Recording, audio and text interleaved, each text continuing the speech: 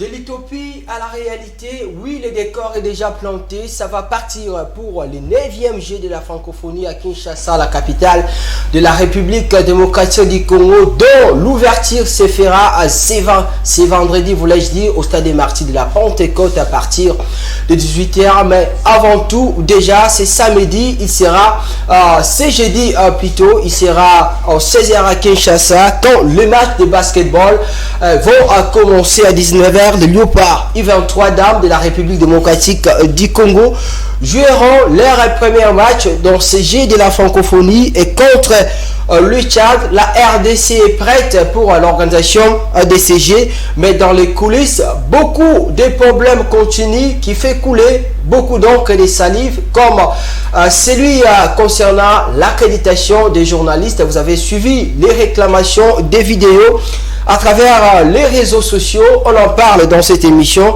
Ensuite, ce conflit entre les Daring Club Motema Pembe et le comité de la normalisation de la Fédération Congolaise de Football Association.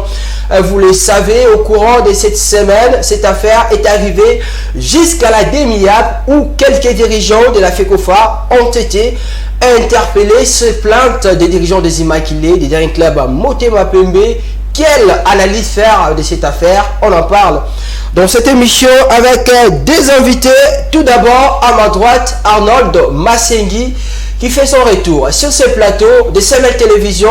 Bonsoir Arnold et bienvenue. Bonsoir à toi Daniel et à mon confrère qui sera là devant moi. Ce soir, je sais qu'on va parler surtout à ceux qui nous regardent parce qu'il y a beaucoup de sujets et il y a beaucoup de choses à dire concernant l'actualité du pays, surtout ces jeux de la francophonie. Vous avez frôlé des sujets comme l'accréditation et surtout ces problèmes qui ont posé les Conors avec les gens de la DSMP. Donc je sais que les gens là où ils nous regardent, ils seront vraiment très contents parce qu'il y aura de la matière et de l'éclairage surtout à apporter sur ces différents sujets parce que beaucoup se posent des questions et on va tenter ensemble avec vous et mon confrère de répondre à quelques questions pour peut-être les apaiser ou bien leur passer plus d'informations. Leur passer plus d'informations, c'est l'essentiel à faire. À ma gauche, Arnold Masengi est tenu compagnie par Prince Likoulia Batia. Prince, bonsoir. Bonsoir Daniel, bonsoir Arnold et bonsoir à tous les téléspectateurs et téléspectatrices. C'est une grande joie et une satisfaction de passer ces moments ensemble avec vous, vu que la grande actualité concerne la francophonie et tout le monde se pose à cette question de savoir comment ça se passe, vu que nous passons souvent au stade des Martyrs pour comprendre ce qui se passe. Je pense que ça sera la grande majorité, peut-être la rôle de ce qui fera cette émission. Et on va essayer d'éclairer le public, vu que ça concerne toute la République. Voilà. Alors ça concerne toute la République, la francophonie. OIE, la RDC est prête pour l'organisation de ces 9e G. C'est parti aussi avec cette émission.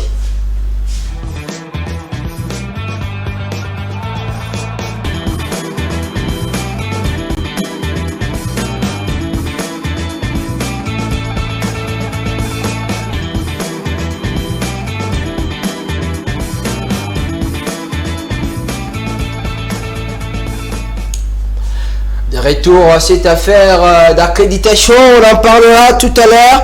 Mais avant tout, on va commencer d'une manière générale. Arnold, je commence avec vous. On s'y attendait depuis plus de 2 ans aujourd'hui, l'organisation ODCG en République démocratique du Congo. Nous y sommes aujourd'hui. Vos impressions? Bon, je crois surtout sur ce qui concerne les infrastructures sportives. Là, au moins, on peut ou ne pas aimer, mais la RDC à bénéficier des infrastructures de qualité parce que je le disais avant qu'on puisse débuter cette émission, avant il y avait cette phrase qui est stage professionnel, camp d'entraînement au Maroc et patati patata, mais là au moins on aura à économiser quelques dollars. Mais voilà, j'avais suivi l'ingénieur Leblanc, son nom m'a échappé, c'est lui qui est le directeur général, si je peux dire, de ces travaux.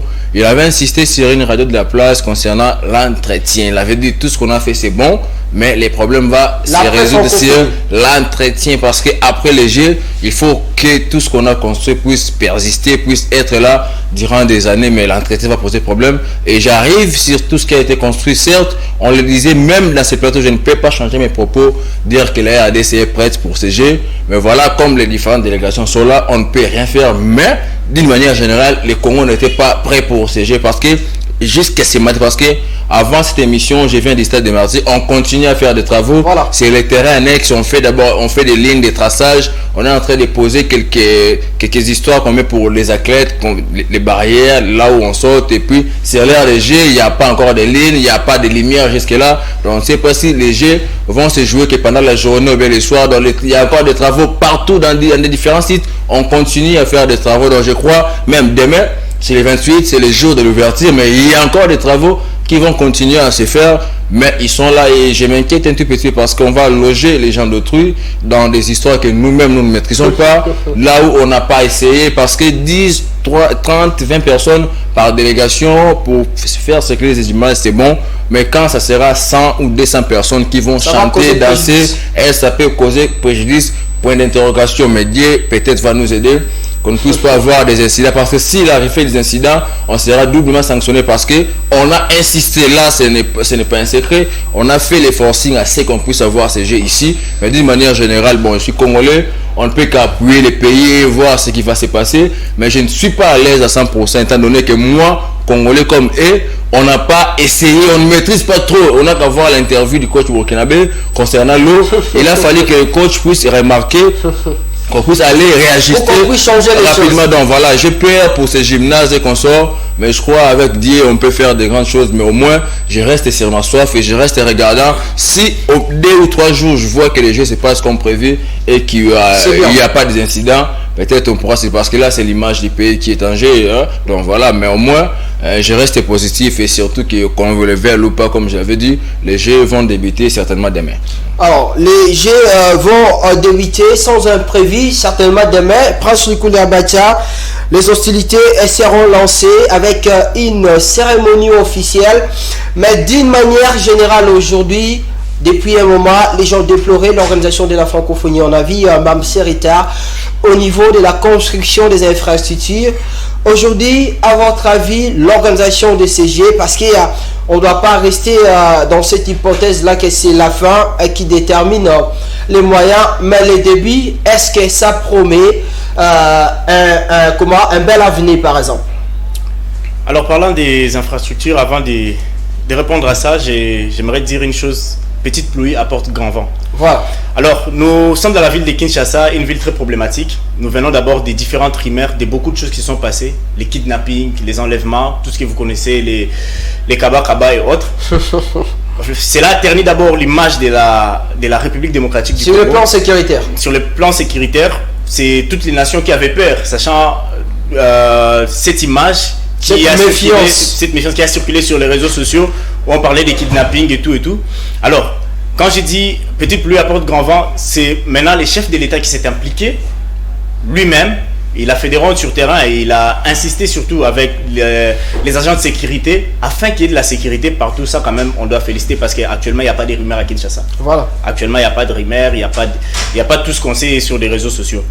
Alors, parlant de l'organisation, c'est bien beau. C'est bien beau parce qu'on a érigé des sites, il y a des nations qui maintenant sont en train de venir, bien que les autres sont arrivés en retard.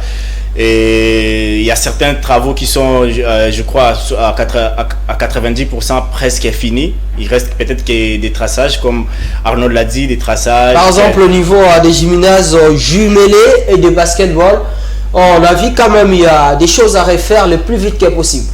Bon, peut-être tous les travaux ne pourront pas finir actuellement. Selon mon analyse que je suis en train de voir, peut-être tous les travaux ne pourront pas finir. Mais tout ce qui était essentiel, c'est-à-dire tout ce qui concernait l'RDG, je pense qu'ils ont fait l'essentiel. L'essentiel a été fait. Et maintenant, peut-être ce qui va rester, ça sera des touches extérieures, peut-être arranger le mur et tout. Ça, peut-être ce qu'on est en train de voir actuellement.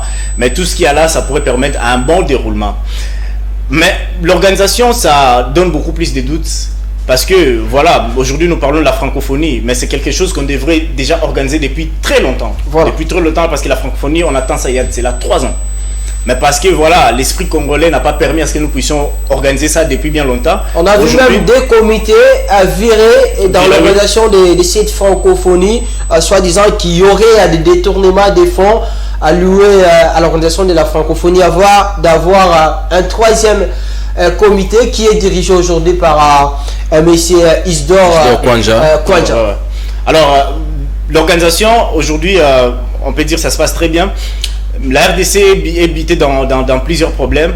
ce qu'aujourd'hui, parce que vous avez soulevé un point des accréditations, j'espère que on en parlera. Nous allons arriver à ces points. Voilà. Mais du moment où nous sommes au Stadium des Martyrs, il y a toute la mise en place qui est faite et ça permet quand même jusque-là d'accueillir toutes les nations, les transports. Et peut-être je vais soulever aussi un point pour la République démocratique du Congo quand on va arriver sur les points des accréditations, les points des organisations, comment on accueille les nations, comment ça se passe. Je pourrais aussi épinglé par rapport à cela, voilà. Alors, à un moment, Arnold, quand il a pris la parole, il parlait de la pré-francophonie. Ça veut dire la gestion des infrastructures que nous avons aujourd'hui. On a eu des problèmes, on sait comment les choses se passent. En Afrique, d'une manière particulière, en République démocratique du Congo, n'avez-vous pas peur qu'on puisse faire la meilleure colpa, comme ça se passe aujourd'hui du côté de Kintélé? À Brazzaville, on a vu le Congo-Brazzaville construire faire de belles réalisations. Juste après le Jeux africains, tout est jeté au calendrier grec. Alors, il faudrait laisser aux fédérations occuper tous ces espaces. Il faudrait laisser les fédérations. Les fédérations prendre la relève, la gérance. La gérance Pourquoi pas que le ministre des Sports puisse nommer par exemple un nouveau gestionnaire chargé de gérer les gymnases jumelés, par exemple pour le basketball. Bon, si la nomination vient du ministre, c'est bon. Si la nomination vient du président de la République, c'est bon. Mais est-ce qu'en fait, on est en train de parler le langage de la population? Parce qu'en fait, la population veut voir qu'il y ait une très bonne gérance. Et à ma manière d'analyser, je pense parce qu'on a construit actuellement, toutes les disciplines peuvent se sentir à l'aise. Toutes les disciplines, je vais dire comme ça, le basketball, volleyball, handball, judo, athlétisme, tout ça, karaté. Aujourd'hui, ils ont des salles. C'est-à-dire, toutes les disciplines, au lieu d'aller ailleurs. Parce qu'auparavant, on évoluait sous le soleil et nous tous ici, quand on descendait sur le terrain, on était bités de plusieurs problèmes, la chaleur, les problèmes, voilà. Mais aujourd'hui, nous sommes dans des salles, c'est-à-dire toutes les disciplines aujourd'hui ont les moyens d'évoluer dans leur terrain propre. Alors, il faudrait que le ministère des Sports coopère avec les gestionnaires qui seront gestionnaires du stadium, avec les gouvernements, voir comment ils peuvent avoir une idée, comment laisser les disciplines occuper les différents terrains. Et quand je parle d'occupation des différents terrains, c'est-à-dire chaque discipline apporte un cahier des charges. Un cahier des charges qui lui permettra peut-être pour une saison ou 2-3 saisons, s'ils ont des partenaires, s'ils ont des sponsors, qui les permettront, avec l'argent que les sponsors donneront, c'est ce qui permettra ce qui est l'entretien du Stadium des Martyrs. Parce que l'infrastructure est là, mais l'infrastructure ne produit pas l'argent. C'est vos idées qui vont permettre à ce que... Le management qui vont faire à ce que ces infrastructures apportent de l'argent à la République. Et c'est au travers vos partenariats, vos sponsoring, que cela va permettre à ce que les gestionnaires du Stadium des Martyrs puissent dispatcher tous les personnels. Pour vous, aujourd'hui, la construction des infrastructures, c'est juste un pas qui a été fait par le gouvernement congolais, mais il faut qu'il y ait de l'organisation pour essayer de booster les choses à tous les niveaux. Oui, l'organisation, parce que nous avions vu, il y a la CAN qui a été organisée il y a 4 ans au Gabon, je pense 4 ans ou 5 ans passés au Gabon, mais aujourd'hui, les stades du Gabon, c'est jeté au calendrier grec. Parce qu'au Gabon, ils n'ont pas pu gérer les infrastructures qu'Ali Bongo les avait données lors de ces organisations. Et aujourd'hui, toutes les infrastructures gabonaises sont mises au chaos. Alors, ne voulons pas vivre les mêmes choses où nous revenons une année ou 2 ans après. Nous trouvons il y a tout ce qui se passe. En fait, les entretiens ne sont pas faits. Il y a les moisissures partout sur les terrains. On ne veut pas voir ça. Et surtout, aujourd'hui, si vous passez au Stadium des Martyrs, Daniel Lai, il n'y a pas de Chegué. C'est ça le terme, il n'y a pas de Chegué. Alors que nous savons tous, les Stadiums des Martyrs, c'est l'abri de tous les sans-abri. C'est l'abri de tous les Chegué, de tous les Koulouna. Mais actuellement, ça nous montre qu'avec une seule volonté, avec l'amour, on peut faire quelque chose de bon. Aujourd'hui, vous circulez librement, même jusqu'à 22h, au Stadium des Martyrs, et personne ne va vous arrêter. Donc, c'est à féliciter, mais il faudrait beaucoup de choses pour faire à ce que ces infrastructures puissent être pérennisées. Alors, les infrastructures puissent être pérennisées. L'opinion de Prince Likuli Abacha. Arnold, je reviens à vous. Au début, vous déplorez, vous parlez aussi de cette histoire de l'organisation. Prince l'a dit, vous avez dit l'après-francophonie, la gestion. Est-ce que pensez-vous le gouvernement congolais doit continuer à coopérer avec les mêmes entreprises qui ont construit tout ce que nous voyons aujourd'hui au niveau du stade Tata Rafalo, bien au niveau du stade de Martyrs de la Pentecôte, pour faire une bonne entretien, ou bien il faudra embaucher d'autres personnes pour continuer ou bien essayer de maintenir ces infrastructures au même niveau. Bon, moi je crois, à mon avis, ça ne vaut pas la peine plutôt d'avoir les Blancs gérer ce qu'ils ont construit pour nous avec nos propres argent. Donc je crois la RDC... Comme ça s'est passé un peu au début avec Transco. Non, en fait, bon, moi je ne serais pas d'avis parce que les Congolais, nous sommes assez matures pour gérer nos affaires et surtout à chaque fois qu'on donne la gestion, bon, les mal c'est que chez nous, ça ne marche pas toujours. Bon, chez nous on ne manque pas de la qualité sauf que la volonté qui manque. Donc voilà, il y a des bonnes personnes qui peuvent bien gérer, sauf qu'il y a des ingérences qui viennent ça et là, parce que quand on me nomme directeur dans une place, et puis premier réflexe, je vais voir derrière moi qui est derrière moi, mes enfants, mes petits frères, comme ça. Mais au moins les gens qui ont construit avec ces Blancs, ils sont des Congolais comme nous, mais ils n'ont jamais fait ça avant. Donc si on met seulement la même volonté qu'on a mis pour construire ça dans un temps record, ils sont les Congolais. Même si vous voyez, quand les Chinois font leur boulot, la majorité sont des Congolais qui travaillent et ils sont là pour donner des instructions.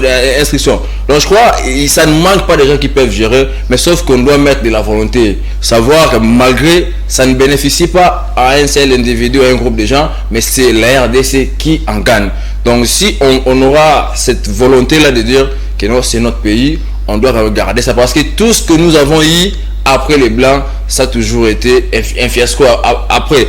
Donc ça, au moins, c'est l'image. Ça fait beau de voir quand vous arrivez au stade des Martyrs, tout ce qu'on a construit. Mais j'aimerais que ça ne puisse pas être l'affaire comme ça a été avec, comme les stades des Martyrs gérés. Il y a des fêtes qui se passent dedans, les musiques, à un moment, on peut même payer tout ça. Aux footballeurs pour venir jouer là-bas et donc, comme oui, ça. Donc ça ne peut pas être comme ça. Et puis quand chaque ministre vient, il vient avec son gestionnaire des stades. Donc on veut qu'on puisse avoir des personnes sérieuses qui vont gérer cela parce que ça coûte tellement cher. On ne veut pas retomber dans l'histoire des stades des Martyrs. Réhabilitation.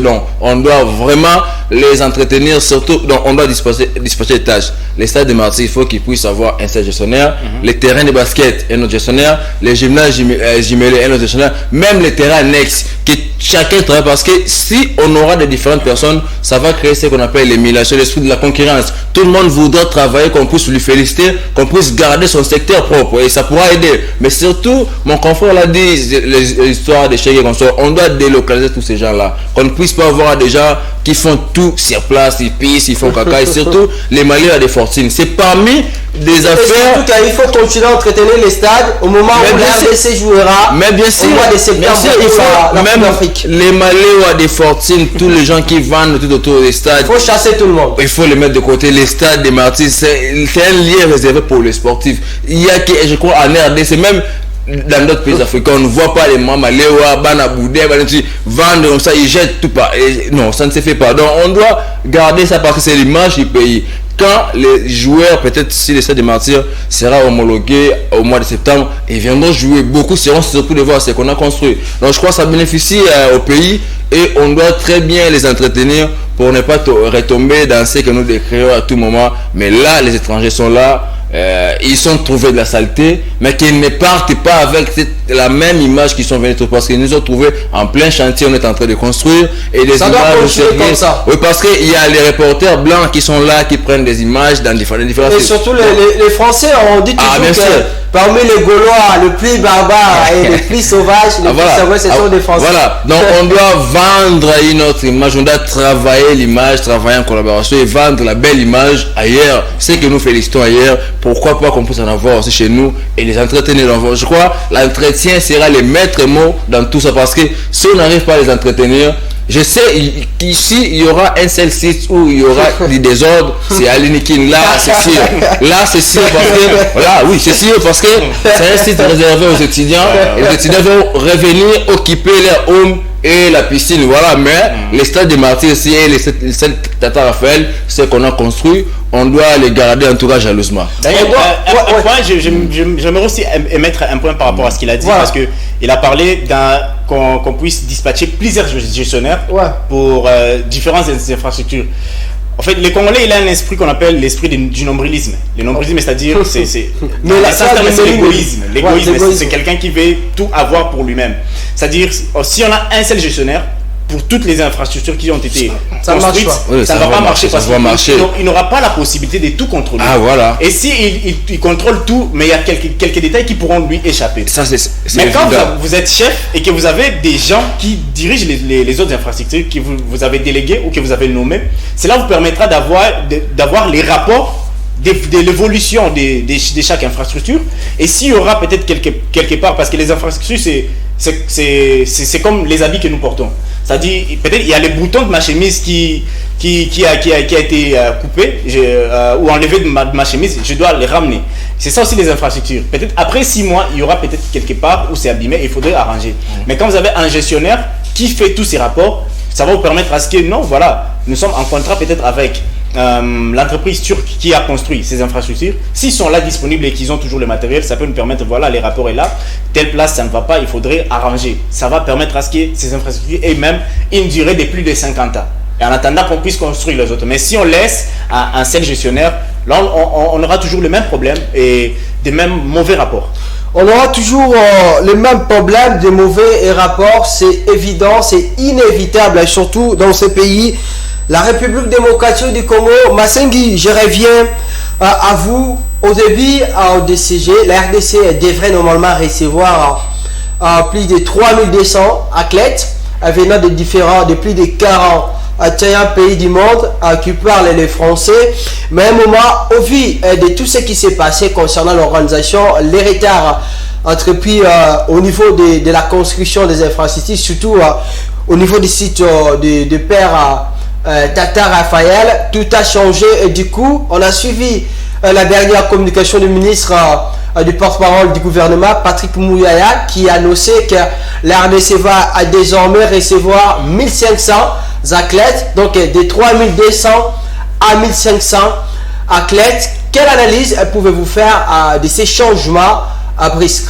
Bon, ces gens ont juste eu peur de tout ce qui s'est passé, l'image qu'on a vendu à l'extérieur. Ils ont eu peur, ces histoires de kidnapping, je ne vais pas revenir parce que mon confrère l'a déjà dit, et tout ce qui va avec les volets sécuritaires, mais surtout les infrastructures, les travaux ne marchaient pas avant, et quand les inspecteurs, les experts qui étaient venus pour la première fois, ils ont donné les rapports, et ça fait peur à ce que certaines personnes puissent venir, surtout les lieux où devaient se jouer.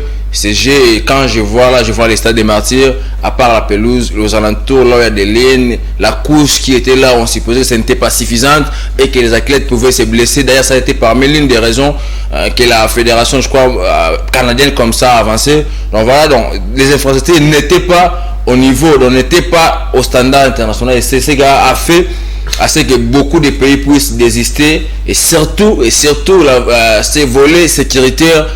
Ça a créé beaucoup de problèmes aux gens, mais au moins avec ce qu'on a vu dernièrement, on a vu les FARDC défiler par-ci par-là, et surtout que le chef de l'État s'est engagé personnellement pour assurer la sécurité, et les ministres de la Défense aussi, je crois, et les ministres de l'Intérieur, ils ont rassuré les gens qu'il n'y aura rien. Mais voyons voir, parce que chez nous, on peut dire, mais on attend ce qui va se passer concrètement, mais au moins, bon, et ce qu'on va faire avec ceux qui sont là, donc on ne va pas commencer à pleurnicher parce que X ou Y n'est pas venu, mais cela puisse aussi nous interpeller pour des autres compétitions qu'on peut organiser en international. Quand on veut recevoir les gens, on doit être d'abord soi-même en ordre avant que les autres puissent venir. Donc si déjà votre situation fait peur aux gens, et on a tout ça, c'est une apprentissage, c'est pour la première fois depuis que le Congo a été Congo, d'organiser les jets de cette envergure, d'organiser un tournoi comme ça international avec beaucoup de pays qui vont venir en délégation. Donc tout ça, c'est avec essais et erreurs qu'on apprend et qu'on s'améliore. Je crois que ceux qui ne sont pas venus, tant pis, mais on va faire avec ceux qui sont venus. Mais c'est à nous maintenant de bien les entretenir, de vendre une autre image, de faire voir à ceux qui hésitaient, à ceux qui doutaient, que même si ils ont écouté, mais ils ont vu beaucoup de choses concernant notre pays, mais ceux qui étaient venus, c'est eux qui seront nos témoins, c'est eux qui vont aller témoigner en notre faveur. Donc c'est à nous de les entretenir correctement, de faire en sorte qu'ils ne puissent pas avoir des incidents, pour qu'on puisse pas avoir un mauvais rapport. Et prochainement, quand on va postuler pour organiser un jeu quelconque ou une compétition quelconque, on ne va pas nous refuser et beaucoup de gens seront ravis de revenir, de voir ce que c'est la RDC. Donc voilà, je crois, pour répondre à votre question, donc ceux qui ne sont pas venus, on ne peut que faire avec eux, on n'a pas le choix, on continuera à le faire comme ça, mais à nous de prendre bien soin et de bien organiser surtout parce que c'est une première. Certes, on ne nous tiendra pas trop rigueur, mais comme nous avons insisté qu'on puisse avoir ces jeux, c'est qu'on s'est estimé qu'on est capable de faire nous, d'assumer des bonnes choses et qu'on puisse avoir un bon rapport et ça va susciter ceux qui sont restés à la maison prochainement quand on va être candidat et ils seront très contents de venir visiter la RDC. Pourquoi pas avoir quelques photos, garder quelques souvenirs venant de la RDC. Alors, concernant ce sujet de la francophonie, on va aussi essayer de faire le point sur la technicité des équipes, les disciplines congolaises qui prennent part à ces 9e Jeux de la francophonie. Mais avant d'arriver à ce niveau, on doit parler de ce sujet qui fait couler beaucoup d'encre et de salive concernant l'accréditation des journalistes. Oui, c'est chaud ce qui se passe dans les coulisses. Mais avant d'analyser, je vais rentrer d'abord du côté de la régie pour suivre cette petite vidéo. Vous-même, vous allez découvrir de quoi il s'agit. Collectif de journalistes de Kinshasa, dénonçant la désorganisation au niveau de l'accréditation des journalistes au 9e jeu de la francophonie. Constatons avec regret le monnayage de cette accréditation au détriment de la procédure normale avec un montant de $50. Récusons la société Micro Plus qui a fait aligner les membres de la famille en lieu et place de vrais journalistes. Regrettons l'amateurisme de la cellule de communication qui a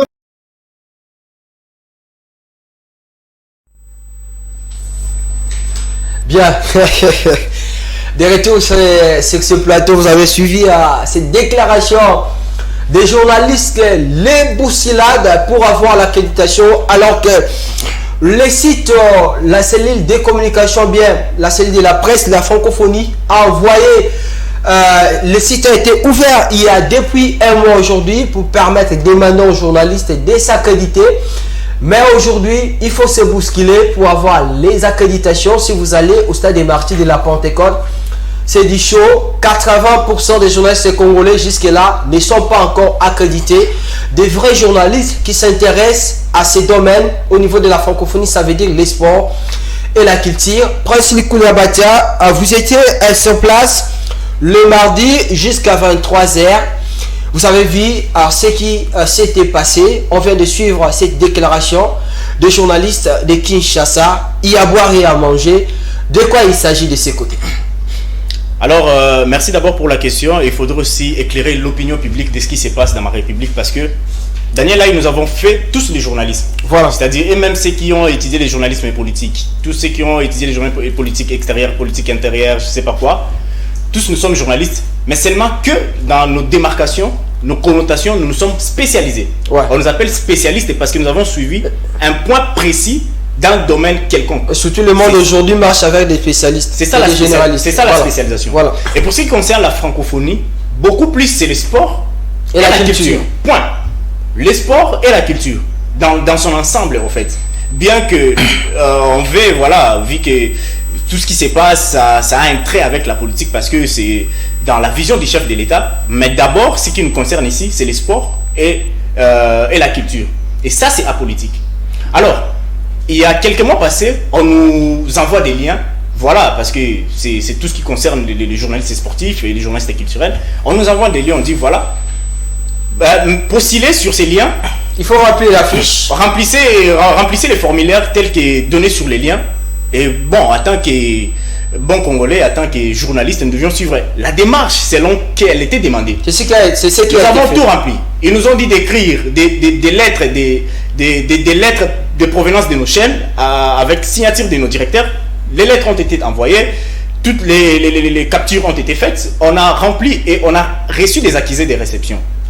Et puis voilà, on attendait la suite parce que ça a pris du temps pour qu'on puisse nous répondre et on était vraiment en contact permanent avec ceux qui travaillent dans la communication de la francophonie. On était en contact, ils nous disaient non, ils nous faisaient patienter, c'est-à-dire ils nous donnaient l'espoir. Attendez, on va vous répondre. Alors, à un mois avant les débuts des Jeux de la francophonie, on se disait à un mois, comment vont-ils faire? Parce que c'est le moment où ils devraient nous répondre, au début peut-être du mois de juin, ou en mi-juin, je pense, tout le monde devrait avoir son badge. pour une bonne organisation. Tout le monde devrait avoir son badge en attendant un mois après que la compétition commence et qu'on se retrouve là-bas. Je pense que c'est la logique normale pour toutes les compétitions internationales, tous les grands tournois, ça se fait toujours comme ça. Vous avez déjà vos badges à l'avance. Alors, vu que nous sommes au Congo, nous sommes au pays de Patrice Emery Lumumba, le pays de Kabila, Kabila père, Kabila fils, le pays de Félix Tshisekedi. En tant que Congolais, on devrait s'attendre à tout ce qui se passe actuellement. Ah bon? Qu'est-ce qui se passe? Il est 23h, je pense que c'était quel jour? Aujourd'hui c'est les mardis. Les jeudis, les mardis. On est au Stadium des Martyrs jusqu'à 23h. On passe 3 jours, on vient le lundi, on nous ramène le mardi. On vient le mardi, on nous ramène. Venez le mercredi. Et les jeudis encore aujourd'hui où nous sommes en train de faire cette émission, il nous dit de passer aujourd'hui, alors que les jeux débutent aujourd'hui, l'ouverture ça se fait demain. Question mark. Daniel Lai, dites-moi, comment on peut venir, nous qui avions postulé sur les liens de la francophonie, ça je l'ai dit clair, je ne mâche pas les mots, nous avons postulé, et si vous voulez, nous allons montrer comment nous avions postulé. Nous avions postulé en tant que journaliste sportif spécialisé en sport et dans plusieurs autres disciplines. Nous arrivons là-bas, on nous dit que voilà, il faudrait que vous puissiez attendre parce qu'il y a plusieurs personnes qui sont passées avant vous et la connexion ne fonctionne pas bien. C'est ça d'abord la première des choses qu'ils nous ont dit. D'accord, on a compris, on peut se dire... Ce sont les choses qui arrivent. En tant que communicologue, les réseaux peuvent avoir des problèmes si c'est... comment on dit? S'il y a beaucoup de gens qui utilisent les mêmes réseaux, les réseaux peuvent avoir... comment c'est comment les termes même? Les termes, ça m'échappe. La lenteur, les réseaux saturés. Voilà les termes. Les réseaux est saturé, alors il faudra attendre. Bon, on a attendu 1 heure, 2 heures, 3 heures, pas de changement. Alors, on a essayé encore de reposer des questions, mais messieurs, les réseaux est saturé, mais comment il y a des gens qui entrent et qui ressortent avec les badges? Mais nous sommes toujours là. Oh non, messieurs, attendez, vous avez postulé, il faut attendre. D'accord, il est 23h. Le lundi, je me dis, ok, je rentre. Je reviens les mardis, ils nous ont dit non, comme c'est le soir, il est déjà 22h, 23h, rentrez à la maison, revenez très tôt le matin. Daniel, là, on arrive les matins au Stadium des Martyrs. On arrive le matin, ils nous disent, ok, vous étiez là hier, ok, alors vous allez attendre parce qu'on a déjà répertorié tout ce qui ont postulé. Après, on va vous rappeler, ok, nous attendons jusqu'à 12h. Du matin jusqu'à 12h, imagine Daniel, nous sommes journalistes.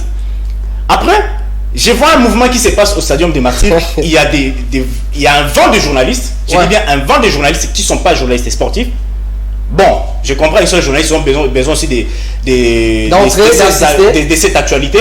Ok, d'accord, des journalistes, j'ai vu des journalistes politiques, j'ai vu des journalistes chroniqueurs, j'ai vu plusieurs types de journalistes spécialisés dans tel domaine. Mais ceux qui étaient du domaine, la plupart des journalistes sportifs qui sont du domaine, qui font souvent des matchs de l'INAFoot, des karaté, des boxe, des baskets, sont là à l'extérieur, ils n'ont pas réussi leur badge. Alors moi je me suis posé la question, mais par curiosité des journalistes, j'ai posé la question, mais messieurs, comment toutes ces personnes, ils reçoivent des badges, nous sommes là, et le monsieur Daniel, là, il me répond, il dit que voilà, leur directeur pèse.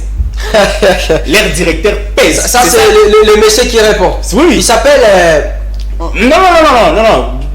Il faut rester anonymat. Bon, ok. Il faut rester anonymat. La réponse qu'on reçoit, on dit voilà, leur directeur pèse. C'est-à-dire les directeurs des différents médias qui entrent avec facilité là où on accrédite les journalistes du domaine. Ils pèsent de quelle manière? Ils pèsent parce qu'ils sont directeurs de ces médias. Ils pèsent parce que ce sont des politiques par exemple qui dirigent ces médias. Non, Daniel, il faut dire les choses claires. Ouais. Soit on est pour, soit on est contre. Ouais. Il y a des directeurs qui pèsent parce qu'ils sont proches présidence. Ah. Il faut dire des proches choses du claires. pouvoir. Proches du pouvoir. Voilà. Alors que dans les journalismes qu'on a appris, on a toujours été indépendants. Ça n'a rien à voir. Ça n'a rien à voir d'abord avec la politique, mais la politique est entrée dans les accréditations. Imagine Daniel, dans les accréditations. C'est-à-dire donner quelqu'un un petit badge avec une lanière qui va porter sur son cou. Il faut avoir des relations. Il faut avoir des relations et des relations avec la présidence de la République, Daniel Lai, excusez-moi. C'est quoi cette République? Quelque chose où nous le faisons pour l'amour de la République.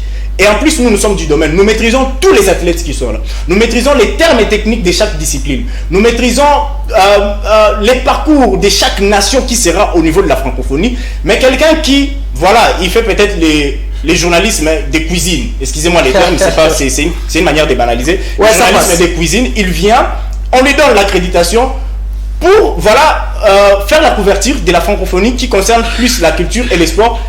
Qu'est-ce qu'il dira? qu'est-ce qu'il connaît de ça? C'est un figurant.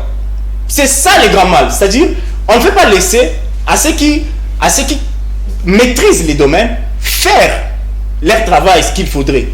Alors que, d'accord, je suis d'accord que tous les médias soient accrédités. Mais priorisez d'abord ceux qui sont du domaine. C'est pour cela que vous entendrez peut-être dans certains tables des commentateurs, des gens qui vous commentent des matchs, des gens qui font des commentaires peut-être de la culture, d'un événement, peut-être dans le cadre de la francophonie. Sans pour autant avoir des connaissances. Mais sans pour autant avoir la matière.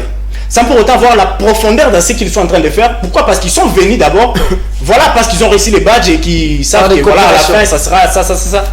Il n'y a pas de profondeur dans leurs commentaires. Alors que les gens qui devraient nourrir les téléspectateurs, qui devraient nourrir les internautes avec la profondeur des analyses, ils n'ont pas réussi le badge et c'est ce que nous déplorons. Alors je ne sais pas si le ministre Patrick Mouya, lui qui est le ministre du média et de la communication, des médias plus de la communication, sur base de quels critères vous avez mis les accréditations pour certains médias et que les autres médias ne soient pas accrédités? C'est ça la question que tout le monde a voulu savoir, parce que quand vous avez envoyé les liens, vous n'avez pas précisé que c'est tel média qui sera accrédité. Mais c'est sur base de quels critères certains médias sont accrédités et les autres ne sont pas accrédités, et que ceux qui sont spécialistes, des journalistes spécialistes en matière sportive et en matière culturelle, ils sont laissés dehors au détriment des autres. Jusqu'à présent, aujourd'hui, j'ai dit, les compétitions ont débuté, les autres sont toujours là à faire la queue, attendent à ce qu'on leur donne les badges alors qu'ils devraient servir la République. Ah, s'il vous plaît, sont quand même sérieux. Alors, sont quand même sérieux. Vous avez suivi vraisemblablement les explications de Prince Nicolas Batia concernant ce qui se passe. Arnold, je vous donne la parole. Cette parole, ça doit partir de ce que moi-même je vis, parce que je fais un petit tour les mercredis. Je suis resté là-bas un petit moment parce que je voulais voir. J'attendais les gens en parler. Vous avez suivi la déclaration. On parle de $50. Et cette histoire, il faut écrire. Il y avait des listes qui circulaient vers les $50 pour avoir l'accréditation. Et le mercredi matin, moi-même, j'arrive sur place.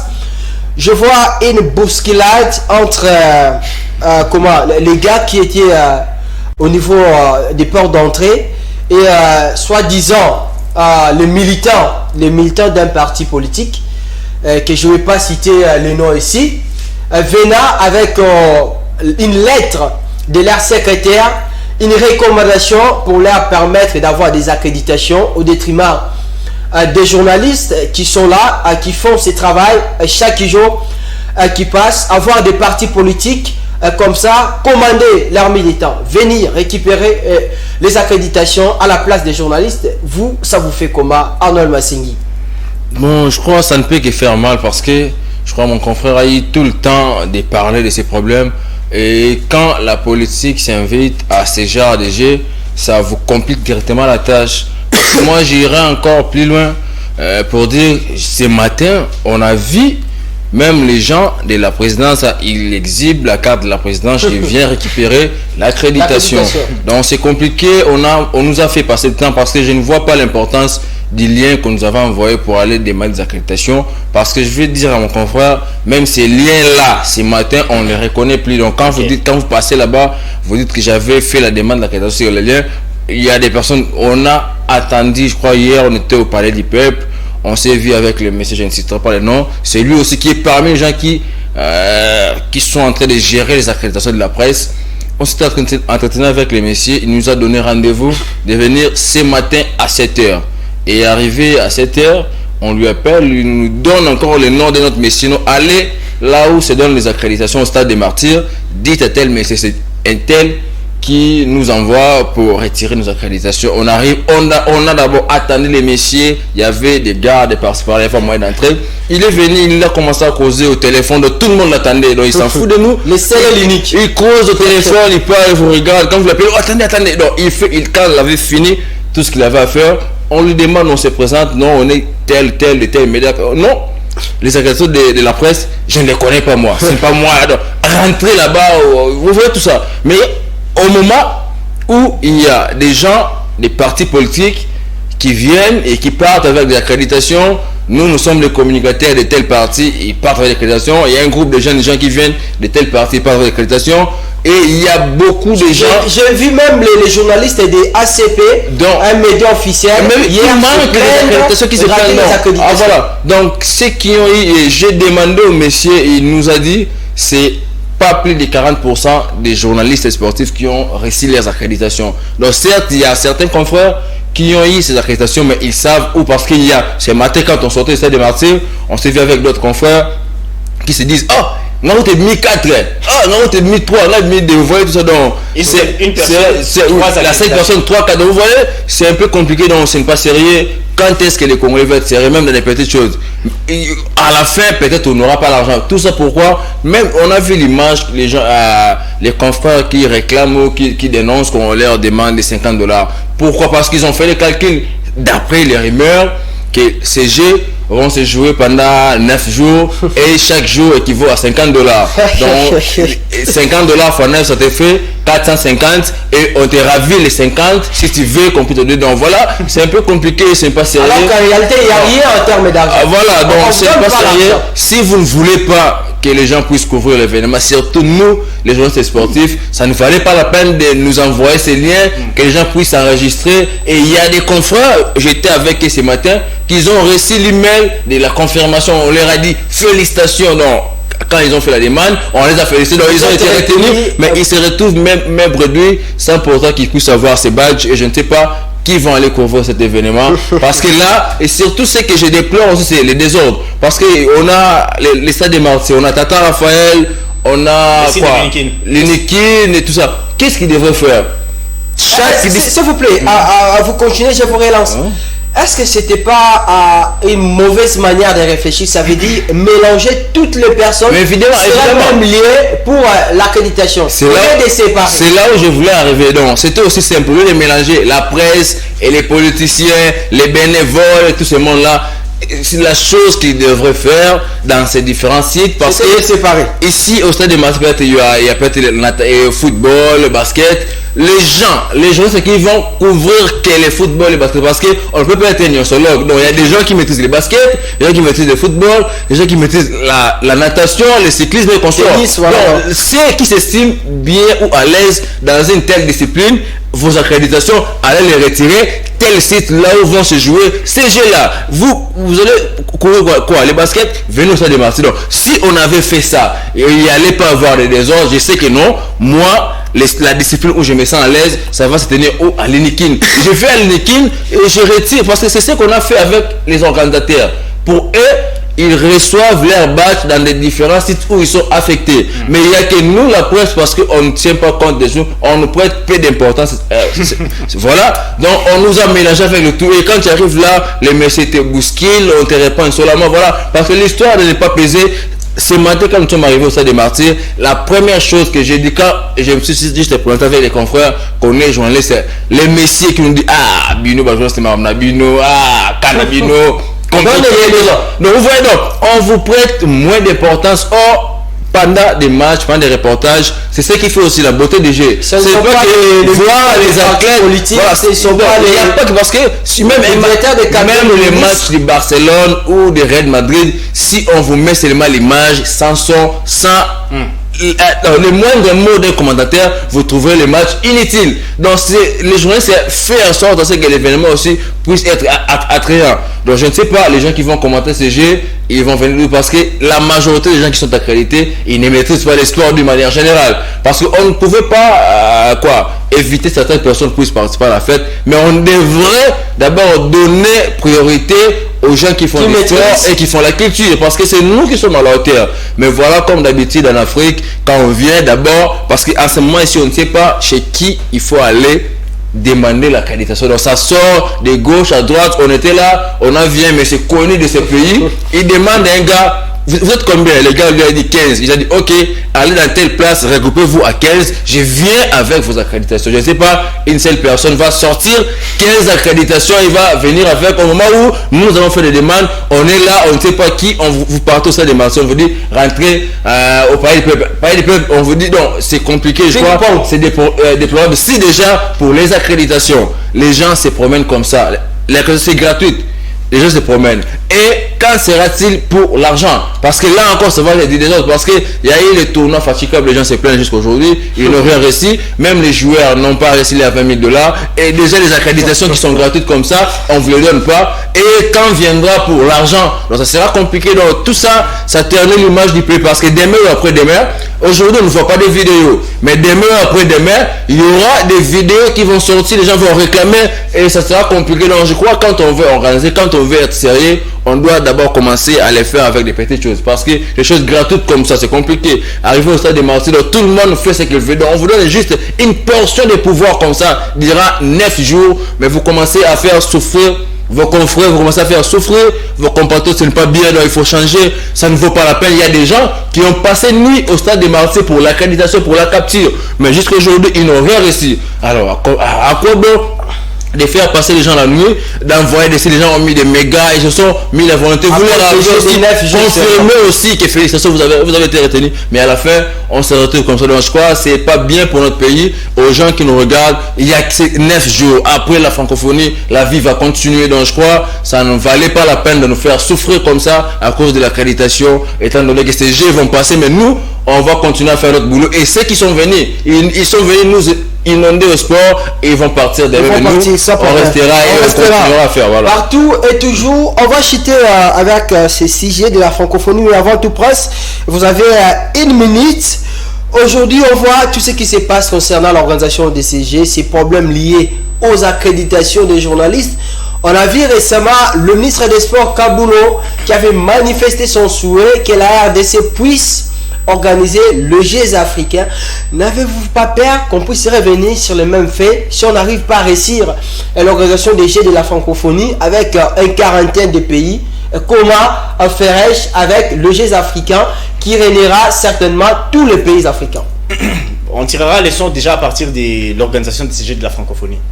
C'est ce qui sera la leçon pour voir si on serait même capable. Parce que si on veut organiser peut-être une CAN, on doit partir déjà de ces jeux qui sont en train de se jouer, jeux de la francophonie, et voir si on pourrait, voilà, dans la mesure, recevoir aussi les Jeux africains, bien que le ministre des Sports, Kaboulo, a voulu, en fait, c'est ça son souhait.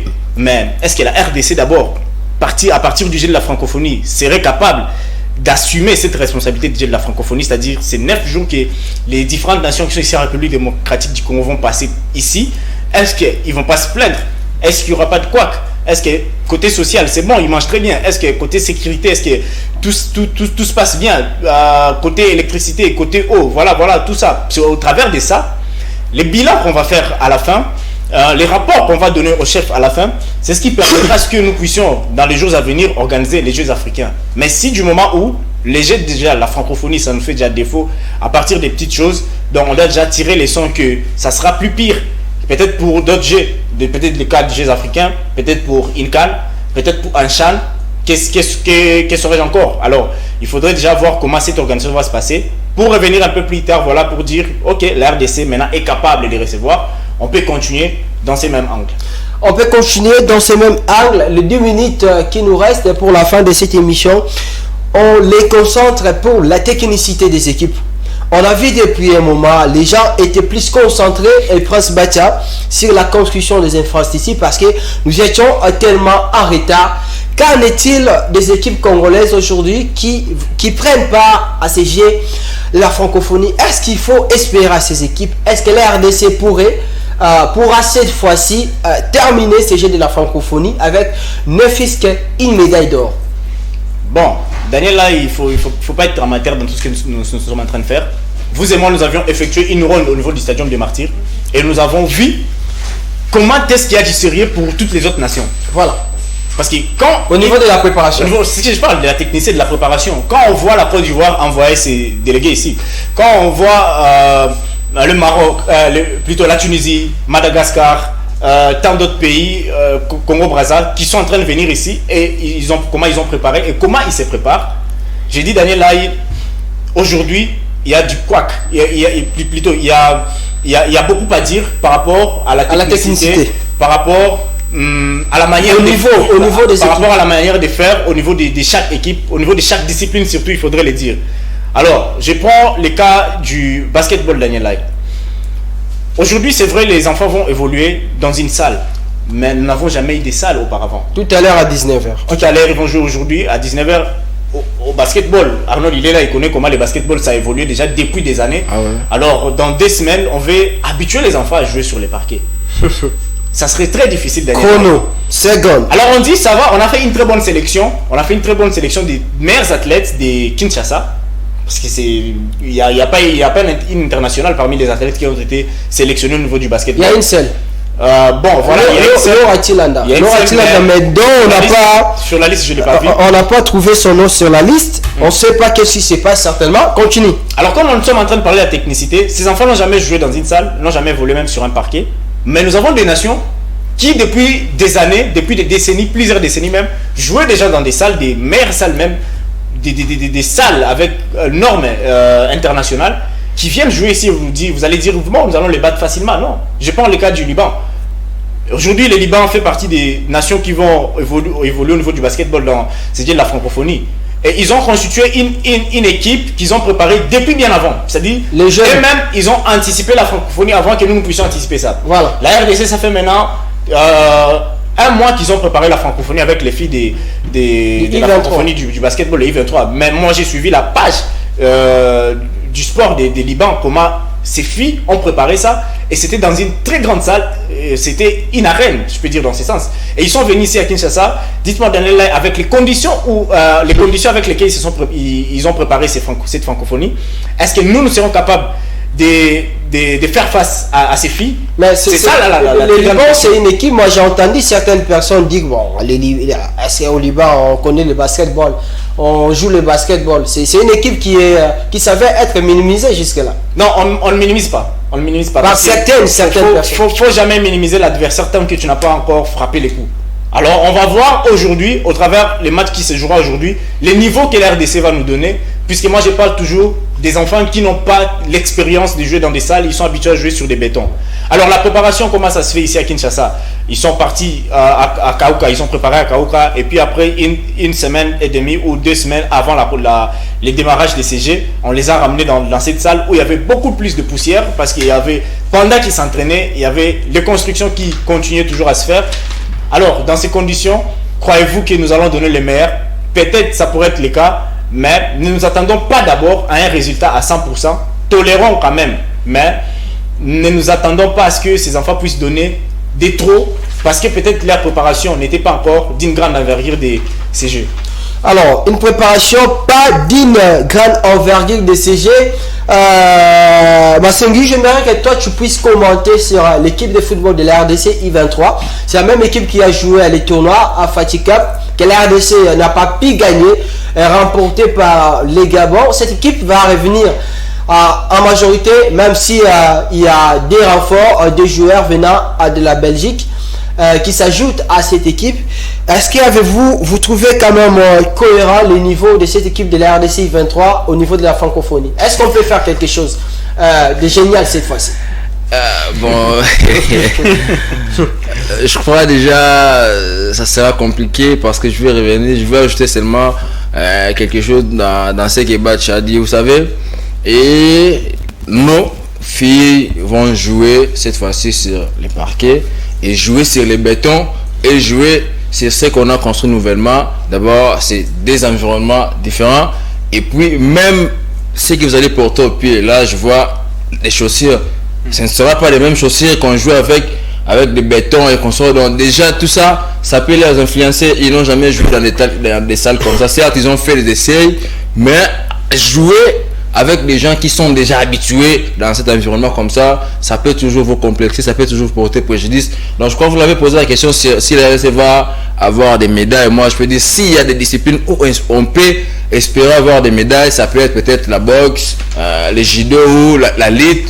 Mais les autres, si on aura des médailles... Le basketball, il ne faut pas espérer. Non, si on aura des médailles sur ces disciplines-là, peut-être, je ne sais pas trop. Parce que le football, d'abord, quand je reviens maintenant sur ta question, c'est Léopard Event.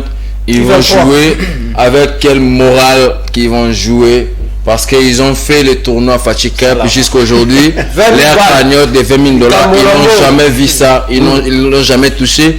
Au moment où les gagnants, les Gabon, 24 heures après avoir remporté le tournoi, ils ont reçu les 40 000 $ et leurs autorités, ils ont donné l'instruction que cet argent-là puisse être entre les mains des joueurs et les staffs. Donc personne puisse toucher. Laissez-les gagner l'argent parce que depuis je crois l'accession mais où est parti les 20 000 $ de l'argent? Je crois depuis l'accession du Gabon à l'indépendance, je crois que c'est le premier trophée majeur comme ça depuis l'indépendance, donc c'est rare. Et ils ont voulu honorer, mais chez nous, quand je reviens, ils n'ont rien touché. On les a encore menti. Hier, qu'on voit leur envoyer l'argent dans leur compte bancaire, je me demande, ouf, j'avais les yeux grandement ouverts comme ça. Je me suis dit, oh, un joueur event, depuis quand nos joueurs ils ont des comptes bancaires? Certains d'entre eux même des comptes un peu sur on a de Serge Kon, où on a vu les finances qui disaient cette fois-ci on doit commencer à payer les joueurs via leur compte bancaire. Non, on doit être sérieux dans ces pays. Si avec les joueurs seniors ça marche, parce que ces joueurs-là ont leur compte privé. Oui, ils ont leur compte privé, c'est l'argent qu'ils perçoivent avec leur club qui partent dans leur compte privé. Si le gouvernement veut faire un virement, il le fait avec leur compte. Mais un joueur de deuxième division qui joue ici, depuis quand ils ont des comptes bancaires, donc c'est compliqué. Jusqu'à après je rencontre, ils sont logés à Hôtel Camp ou à Babombo. Non, mon cher, on ne fait pas la carrière en équipe nationale. On vous a sélectionné aujourd'hui, surtout dans les catégories d'âge. Vous venez aujourd'hui et vous passez demain, vous revenez. Donc vous ne savez pas si demain, vous serez encore en équipe nationale, malgré qu'on a des joueurs, je crois un joueur qui ça fait 2 ou 3 ans, il est toujours dans la catégorie, bon je ne fais pas vilipender mon pays, mais je reviens sur le fait qu'ils n'ont pas reçu l'argent, même la prime de participation pour ces jeux de la francophonie, parce que normalement, ils devraient percevoir la prime de participation pour ces jeux. Donc Fatikap, ils n'ont pas reçu les 20 000 $ et la prime de participation jusqu'à là, ils ne l'ont pas encore reçu. Donc on a eu à discuter avec certains d'entre eux, donc comme on dit, la morale n'est pas au zénith, donc ils peuvent ou ne pas jouer ces matchs à fond. Cher contre les... Non, parce que comme on est pays organisateur, ils sont peut-être obligés par l'amour du pays de jouer, mais ils ne les joueront pas à fond parce qu'ils n'ont rien réussi. Et je ne vois pas quel est ce discours-là que les gouvernements, les coachs et les staffs va les tenir pour les rassurer, parce qu'on leur avait donné l'assurance pour les tournois Fatikap et ça a été une lettre morte. Et là, on revient au jeu de la francophonie. Donc s'ils vont gagner, parce que le programme a été changé, on devrait préalablement jouer contre les Canada, mais vu que la fédération canadienne ne viendra pas, et on va jouer demain contre les Bénin en match d'ouverture au stade Tata Raphaël. Là encore, les travaux se continuent, donc les travaux continuent et je ne sais pas comment on va se faire, mais je ne m'attends pas à grand chose pour ce joueur, même s'il ne faisait pas un bon match. Moi je le tiens pas rigueur parce qu'ils n'ont rien réussi. Les promesses ne jouent pas au football. Le football aujourd'hui marche avec l'argent. Surtout quand on porte les drapeaux nationaux, on doit savoir l'honorer. Donc beaucoup sont désespérés et ils attendent que ces jeux puissent prendre fin, qu'ils puissent regagner leur club, parce qu'ils estiment qu'avec leur club, ils s'en sortent quand même avec les miettes qu'ils gagnent. Au lieu d'être en équipe nationale, les gens te voient léopard à travers le monde, mais en retour tu ne gagnes rien.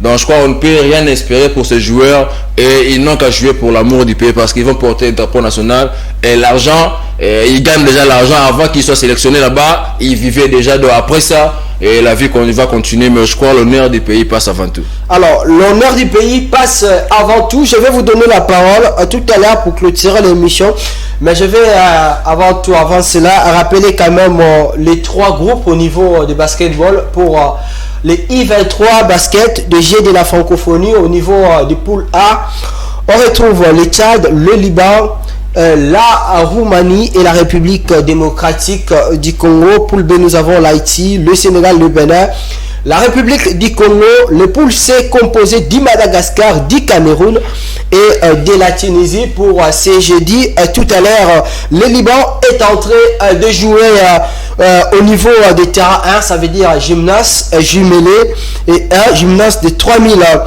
places. Liban à Roumanie à 16h45.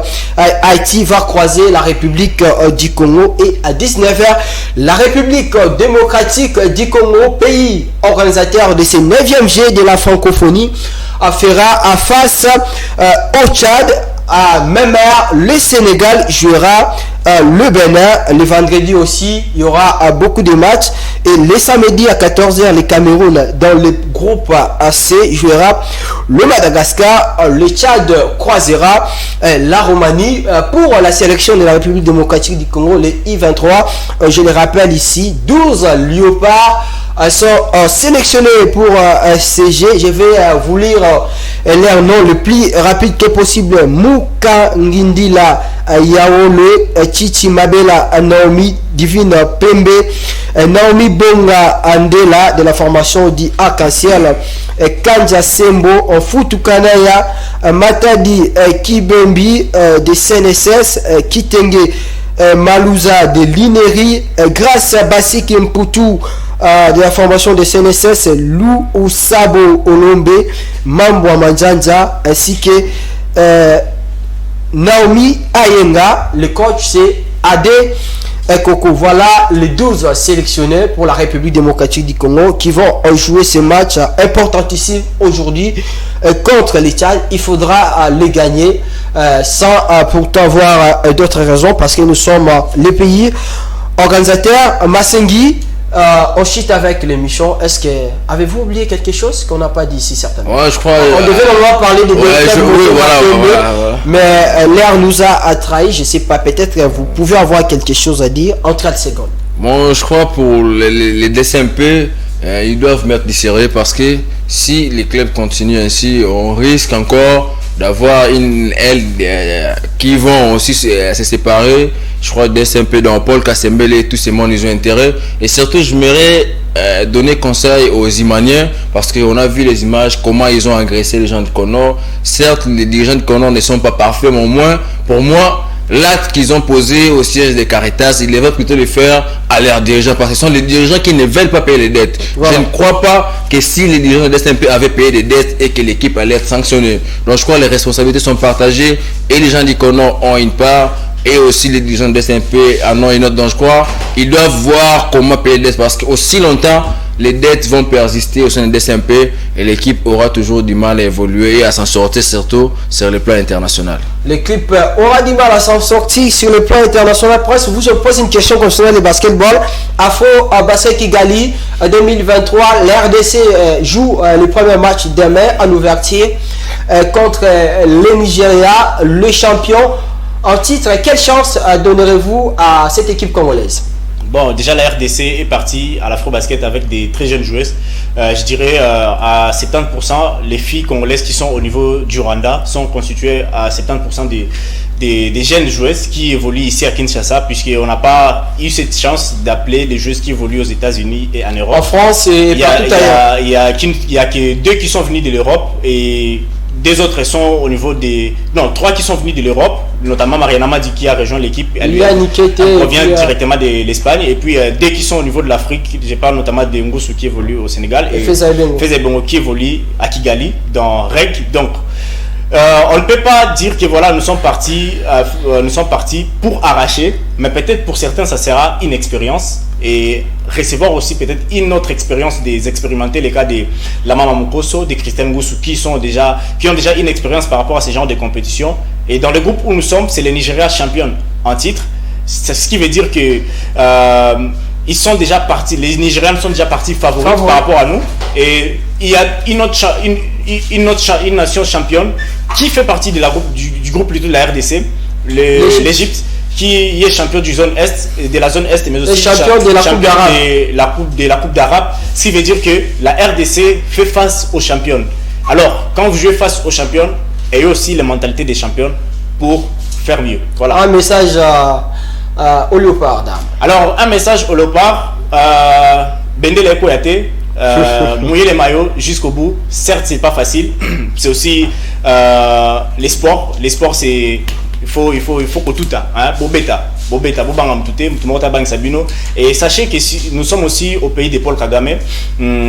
C'est nos bons voisins, mais nos voisins avec qui nous avons des histoires maudites. Alors, il faudrait que dans ce sens où vous êtes en train de jouer dans l'arène que Paul Kagame avait construite, c'est-à-dire Montrez-lui que vous êtes des Congolaises. C'est ça en fait l'amour. Et vendez une bonne image pour le basketball congolais. Alors vendez une bonne image pour le basketball congolais. Vite, je vais lire la liste des 12. Elles sont au nombre des 12 sélectionnés qui demain mouilleront les maillots pour la République démocratique du Congo. Fezaibongo Reg du Rwanda, Grâce Mawano V-Club de Kinshasa, Deborah Boachini, sans club, Mariana Mouadi qui vient de Almeria, presque l'a dit, de l'Espagne, Grâce Irebou Soa du côté de la Côte d'Ivoire, Ketambelou qui évolue ici au pays avec la formation de CNSS, Liliane Ikete qui vient de la formation de Flamoutari du côté d'Albanie, Deborah Kaba qui évolue du côté de CNSS ici